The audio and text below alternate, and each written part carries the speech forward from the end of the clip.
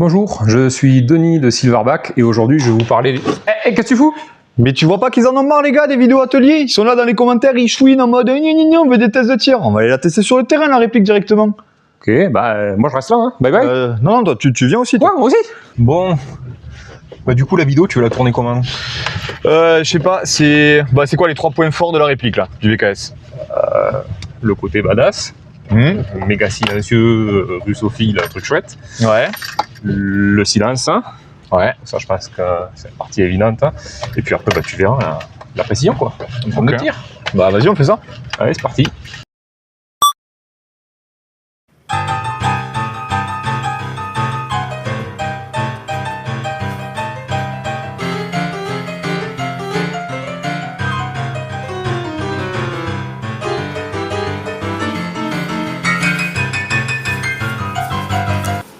Bon.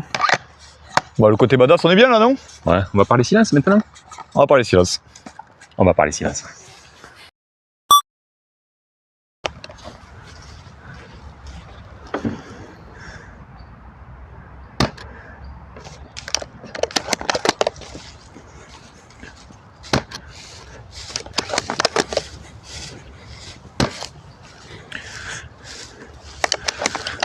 Vas-y, hein, commence à tirer.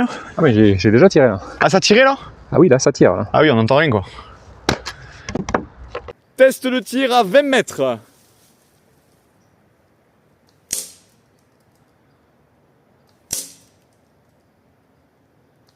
Ok, ça touche sans trop de problèmes et déjà on n'entend pas grand chose. Allez. Test le tir à 30 mètres.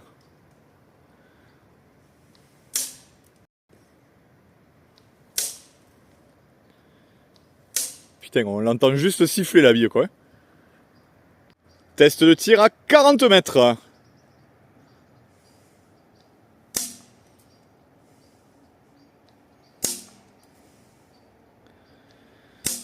Putain, on entend rien du tout. Hein. Je vais me mettre un peu plus loin, mais ça sert à rien quoi. Test le tir à 50 mètres.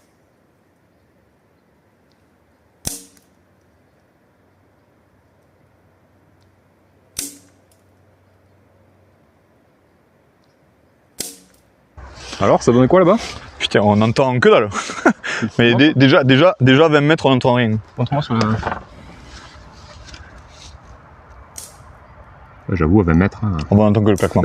Passe à la vidéo à 50. Ah bah il se passe rien quoi. T'entends la cible, t'entends la cible, parce que je suis juste à côté. C'est à côté de l'impact. Mais ouais non là en termes de silence c'est incroyable. Surtout que c'est d'origine quoi. C'est d'origine, je pense que c'est, on en discutait la dernière fois, c'est du niveau d'un très bon HPA. Ah oui non mais Alors largement. qu'on est sur un spring. Oui non mais largement. Non c'est très propre. Bah il y a un joli silencieux, même s'il n'est pas utilisé entièrement, il y a un joli silencieux quoi. On va parler performance de tir maintenant. On va parler performance de tir. Parce que le plumage et le ramage. Exactement. Allez c'est parti. Faisons une séquence. 20 mètres. Plutôt facile. Hein. Attends, je me mets pas sur la table, je vais te faire bouger. 30. Tu diras que c'est ma faute. Ouais, ça me donne une bonne excuse quand je rate. 40. Jusque là, pas trop de difficultés. 50. 50 mètres. Je suis foutu au-dessus. J'ai plus de repères que ce que je pensais. Je te la refais depuis le début. Parce que je veux faire un perfect. 20. 30. 40. 50. Jusqu'à 50 sans problème quoi. Ouais, 60. Alors là, je vais viser un peu plus haut. 60. 60 propre. Et 70 du premier coup. Ouais, 70 du premier coup. Là, par contre, il y a du drop. Hein. Puis il est bien caché le 70. Là, il y va. Ouais, voilà. Putain. À la deuxième prise, c'est pas mal. Ouais, c'est pas mal. Ouais. Propre, franchement. Tu essayes? Ouais, vas-y, je suis chaud. Vas-y, prends. Bon, moi, les gens, ils le savent, ceux qui suivent la chaîne. Je suis pas un sniper. Hein. Allez, 20 mètres. 20 mètres, tu te préoccupes même pas des feuilles. Hein. 20. Plein fer, hein. Fais pas de compensation. Voilà. 40 aussi, plein fer. Très bien. 50, toujours plein fer. Fais gaffe que le vent pousse un peu à gauche. Hein. Nickel. À 50, tu commences à viser un peu plus haut sur la cible. Là, j'étais à 50 là, 60. Là. Pardon, 60, ouais. 60, tu vises un petit peu le haut de la cible. Tu as légèrement du drop. Nickel. 60, premier coup. 70, tu vises légèrement au-dessus de la cible, mais pas trop. Et là, il n'y a pas trop de vent. Avec un peu de bol, elle y va. Bah. Propre ça.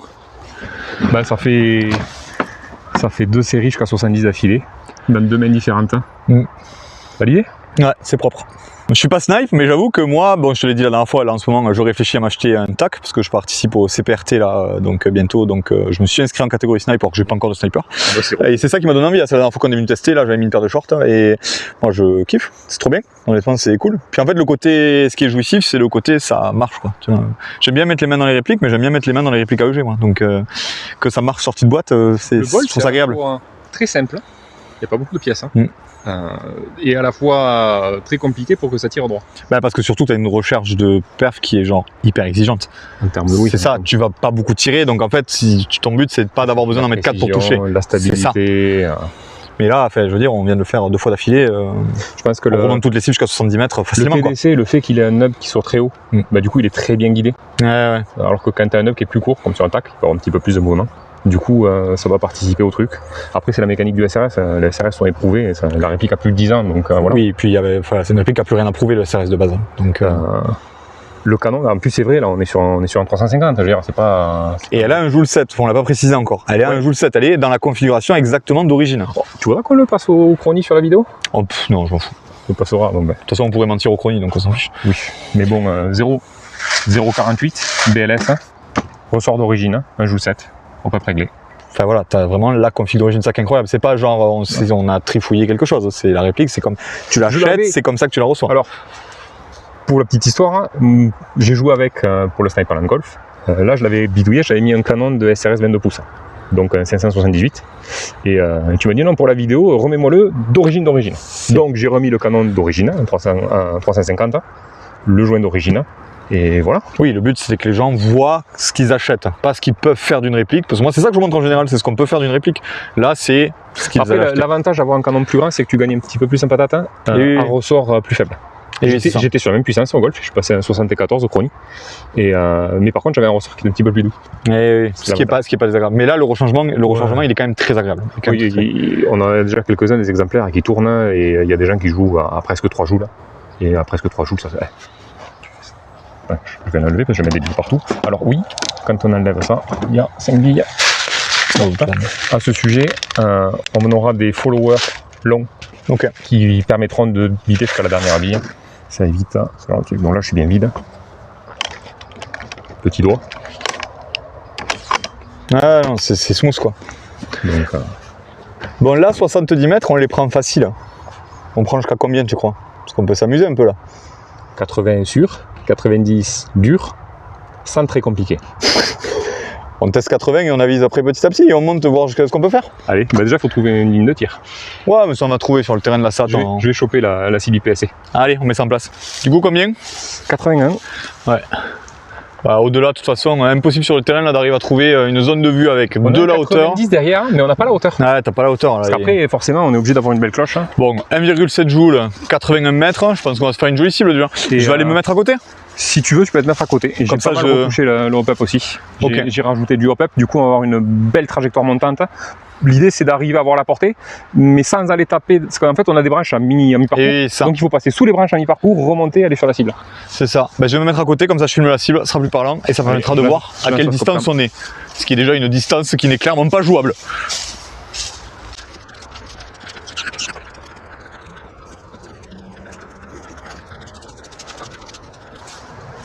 Voilà, parce que je pense que c'est bien de se rappeler, c'est quoi 80 mètres de temps en temps. J'engage!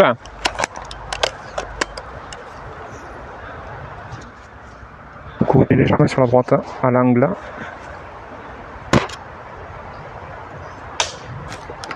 Le bois. Peut-être un peu loin. Non, à gauche. Une branche.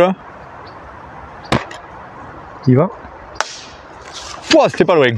pense que c'était le bois. C'est le bois, mais juste à côté, quoi. Ça, c'est encore. Tiens, en tout cas, la portée est liée, quoi. Ah, il y a le vent qui pousse moins. À peine à Je droite. retire de l'angle là. Il y va. Et voilà.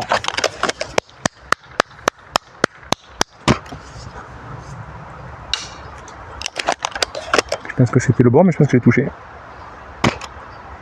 Il revient. Ouais. En plein dedans.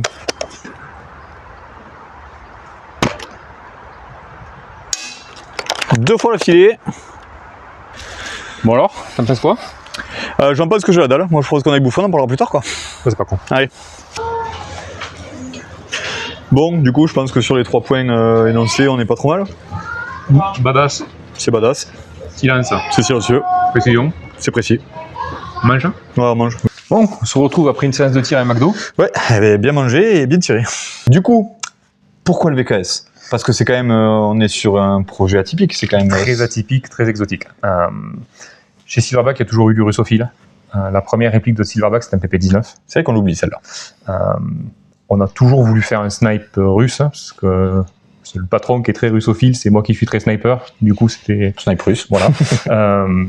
Le SRS a maintenant plus de 10 ans, mécanique éprouvée, qui marche très bien. Et il se trouve que quand tu cherches à mettre la mécanique d'un SRS dans un snipe bullpup russe, la conclusion c'est ça. Et ça se tient du coup. Et ça passe littéralement super bien. Il n'y a pas besoin de faire des modifications de proportions. Tout passe dans les proportions du vrai, quoi. Et il y a des changements que vous avez fait du coup par rapport à l'arme réelle sur la réplique, esthétiquement, etc. Parce que je connais pas trop. Il y a quelques changements. Alors déjà, il y a quelques choix. Typiquement, c'est les toutes dernières générations où on peut mettre les rails latéraux. Il y a les 4 ouvertures au lieu de 3, le rail long. Voilà. Il y a eu beaucoup d'évolutions du VKS. Okay. C'est les dernières générations. Et il y a quelques petits changements volontaires. Typiquement, le garde-main du VKS, le vrai, il y a un bipied en tôle emboutie qui vient se replier dans le garde-main. Ça, c'est le garde-main du Shaq 12 dans la version semi-auto. Okay. Parce que c'était moins cher de faire comme ça, que c'était plus léger, et que faire repayer un bipied pour des gens qui n'allaient pas l'utiliser. Un rail pour de l'airsofter, il demande pas mieux. Il fait ce qu'il veut avec, quoi. Si un jour le produit est un super succès, pourquoi pas? Ça peut venir plus tard en option. Tu vois, après, il y a des petits détails à la con, genre le macatch sur le vrai. Il est très très court, et quand tu lis des reviews d'opérateurs russes, ils s'en plaignent, comme quoi c'est pas pratique, c'est trop court. Ouais. Bon, on le fait plus long. C'est pas réaliste, mais c'est plus facile à utiliser. Oui, mais ce qui est bien, c'est bien de favoriser l'ergonomie et le plaisir du joueur sur le terrain, parce que ça va être ça la finalité quand même, c'est pas juste le mettre sur une étagère, même si tant pis, tu rallonges une pièce, quoi. Ça, la pièce au cul du silencieux, il y a un petit retour. C'est pour des histoires de tubes et de protection et compagnie, je ne rentrerai pas dans tous les détails. C'est pareil, c'est pas comme le vrai, c'est volontaire. Il y a des micro-détails comme ça qui ont été changés parce qu'on fait pas que des jouets de collectionneurs, des jouets de gamers, quoi. Ah bah de toute façon, quand on voit les performances, on a compris que c'était un produit qui était fait pour aller sur le terrain. Et il faut qu'il soit capable d'aller sur le terrain, et c'est pour ça que Macatch recourt, alors qu'on sait qu'il est trop court d'origine. Oui, c'est con de répliquer quelque chose. Quelqu'un qui veut le raccourcir. Ouais, c'est clair. Et du coup, parce que là, on l'a testé ce matin, ça tourne du feu de Dieu sorti de boîte. Qu'est-ce qui fait que il tourne aussi bien? On en revient à ce que je disais à l'instant, c'est un SRS. Oui. En gros, le SRS a plus de 10 ans maintenant.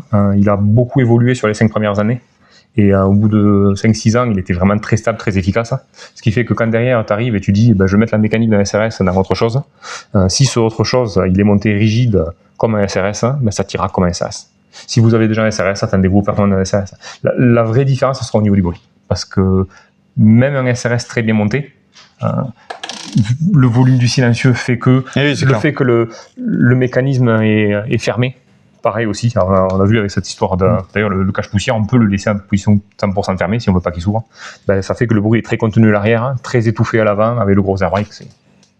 Du coup, en termes de ce que tu attends d'un sniper, tu as quelque chose de silencieux et qui tire loin. C'est quand même c'est incroyable à ce niveau-là. Si toi, t'en as un, forcément c'est le tien, c'est le numéro 1. Mais si tu as un VKS sorti de boîte, est-ce que tu changes quelque chose dessus? Parce que l'upgrade, c'est un sujet hyper important. Beaucoup de gens qui achètent pour upgrade, c'est le but de la chaîne, nous à la base, etc. Est-ce que toi, tu changes quelque chose dessus? Parce que moi, des gens qui upgrade des répliques Silverback, des TAC, etc., alors qu'on sait que ça tourne très bien et que des fois, ça donne pas forcément des meilleurs résultats que d'origine. Est-ce que là, sur le VKS, toi, tu as une marge d'amélioration? Je l'ai pris, donc j'ai joué avec au Sniperland Golf là, cette année, et en catégorie FR. donc un ressort d'origine. Et j'ai remporté la catégorie. J'ai terminé deuxième au général, à un petit point de François qui avait une réplique un joule plus fort d'ailleurs, qui était dans la catégorie suisse lui. J'ai fait un changement par rapport à l'origine. J'avais mis un canon interne de 578 qui arrive à peu près à ce niveau-là. À savoir que dans le silencieux, le premier tiers du silencieux, il ne sert qu'à l'alignement de la reste du silencieux. Ouais, je me rappelle, tu en as parlé. Donc on peut augmenter jusqu'à 571 en étant parfaitement supporté tout le long. Donc là j'avais genre 7 mm qui dépassaient du canon. Oui, c'est carré. Et du coup j'ai juste mis un canon interne de SRS 22 pouces, 578, parce que ça me permettait, pour la même puissance, un joule 7, je suis passé à un joule 74 au Crony au Golf si je me rappelle bien, d'avoir un ressort un petit peu plus doux. Et ressort plus doux, il est plus confortable à l'armement. Oui, ça, c'est pas de la performance. Oui, non. Bah, tu l'as vu, le 350 suffit à être ultra précis à 70 mètres. C'est clair. Là, pour le coup, honnêtement, ça tournait très très bien. Donc, et du coup, pourquoi vous ne mettez pas un canon plus long d'origine? Parce que si je mets un canon plus long, en boîte, je vais me retrouver avec une boîte là, comme ça. Alors que là, celui-là n'a jamais été dans une boîte parce que je l'ai monté petit à petit. Et oui, c'est vrai, ça, si tu fais l'espacé, tu peux pas, parce que je l'ai vu la boîte, elle est haute et en fait ça permet d'avoir les deux qui sont superposés. Et en gros, dans la boîte, le silencieux, il est posé comme ça par-dessus, ce qui permet d'avoir une boîte vachement compacte. Et puis tu pourrais pas le jouer sans silencieux sorti de boîte sinon. Et tu pourrais pas le jouer sans silencieux non plus. Et puis il y a des marchés sur lesquels tu es obligé d'avoir un embout orange qui est collé. Et du coup, s'il y a un embout orange collé, eh ben, tu peux pas avoir un... Voilà. Parce que là, on voit le truc énorme, cette réplique énorme avec le silencieux, mais quand tu enlèves le silencieux, ça fait un peu plus de 60 cm. Non, mais c'est tout petit. Sans le silencieux, c'est minuscule. Honnêtement, c'est hyper confortable. Alors, moi, si je devais y dire un défaut, moi, en tant que joueur, parce que moi, c'est un truc auquel je tiens, c'est un peu lourd. Alors, c'est lourd. C'est pas hyper lourd. C'est lourd, mais c'est un bullper. En fait, une fois, c'est lourd quand tu le prends comme ça par rapport à une M4. Une fois que tu l'as épaulé, c'est un peu le truc comme les HOG. Les HOG sont un peu lourds de base, mais en fait, c'est agréable de jouer avec un HOG. Et c'est vrai qu'une fois, en fait, comme tu as le poids qui est là et qui est réparti, qui est près du corps, du coup, c'est vrai que ça fait pas pareil. Ça, et après, en termes de poids, ceux qui ont un SRS-A1, si vous jouez sans le silencieux. Oui, le silencieux, forcément. Si vous jouez sans le silencieux, c'est à peu près le poids d'un SRS-A1. Voilà. Le SRS-A2 a quand même cet énorme avantage. Hein. Le SRS-A2 est un receveur ultra léger. C'est de l'orfèvrerie, un receveur de SRS-A2. Et oui, le SRS-A2 a cet avantage-là du poids et du côté tactical M-Lock que tu n'auras pas sur un produit comme ça. Je dis ça, mais ta lunette et ton montage ont l'air de peser un peu aussi. La lunette n'est pas très très lourde. Le montage est lourd. Ouais, le montage, ça se voit avec le métal, là, ça se voit qu'il est hyper lourd le montage. Bon, lui, il sait pas ce que c'est, mais ceux qui savent, vous le marquez dans les commentaires. Parce que c'est vraiment un montage particulier. Je sais pas ce que c'est. Absolument pas.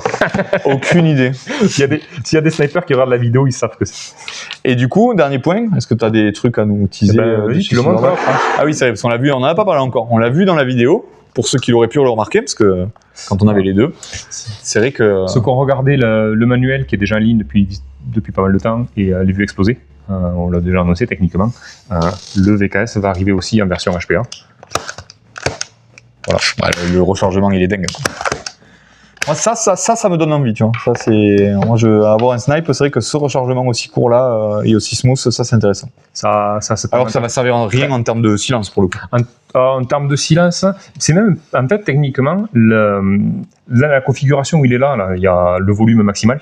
Oui, là. Avec le volume maximal, même avec le silencieux, le spring est plus silencieux à cause de l'air brake et du volume. Si tu veux le rendre en HPA très silencieux, il faut brider le volume et augmenter la pression. Qui peut être paradoxal, mais en fait, avec un volume très faible et un grand silencieux derrière, là, tu arrives à le rendre aussi silencieux que le HPA. Oui, le HPA va servir au réglage de la puissance facilement et juste à raccourcir à short stroke le rechargement, quoi. Tirer plus rapidement. Et après, ça a un gros intérêt aussi si tu veux taper à genre 5-6 joules. Oui, forcément. J'exagère à peine, mais on va dire à 4 joules, parce qu'à 4 joules, il le fait très bien. Si tu veux taper à 4 joules sans avoir un très gros ressort, le HPA. Je pense qu'on a fait un peu le tour de tout. Ouais. Honnêtement, c'était très bien. Moi, c'est une réplique que je trouve magnifique. Je te dirais pas que j'aurais joué avec ça le dimanche parce que je joue pas sniper. De toute façon, on va être très honnête. Mais c'est vrai que je me suis régalé à jouer sur cible avec. Je trouve ça très rigolé ce matin. Ah ouais, franchement, je trouve ça très cool et je pense qu'on va avoir sûrement un tac. Je pense que je vais me prendre un sniper à l'occasion. De toute façon, pour le CPRT, où j'espère que tu participeras aussi. Je participerai aussi. La question, c'est avec quoi. Mais après, je vais faire la conclusion sur un truc marrant. C'est généralement quand il y a un AEG qui sort, on dit encore un M4. Quand c'est du Bolt, d'habitude, c'est encore un VSR10. Voilà. Et maintenant, il y a un VKS. Maintenant, il y a un VKS. Parfait. Allez, bisous.